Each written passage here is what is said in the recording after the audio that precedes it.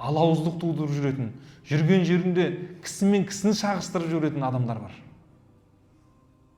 Мейлі сіз өзіңіздің мәрттігіңізбен бір жол төсеп бере алмауыңыз мүмкін, елге пайда ретінде.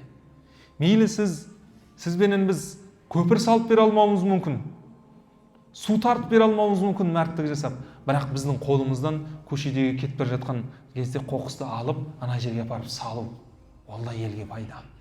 Немесе екі бір жағы араздасып қалған ағайынның арасын татуластыру, ол да елге үлес болып табылады.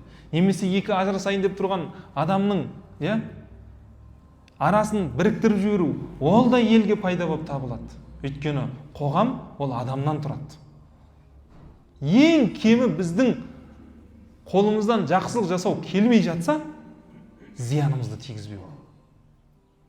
Диванда жатып алып, кез келген кісінің айтқан нәрсесінің астынан комментарий жаза беру екінің бірінің қолынан келеді. Бірақ ондай адамдар қоғамда сол бойы не туысқа қадірі жоқ, не балаға қадірі жоқ, не әйелге қадірі жоқ өтеді. Бірақ мына өмірде артымыздан із қалдыру үшін пайдалы бір істің арасында сіз бен біздің табылуымыз бұл ел игілігі үшін жасалған іс болып табылады негізінде.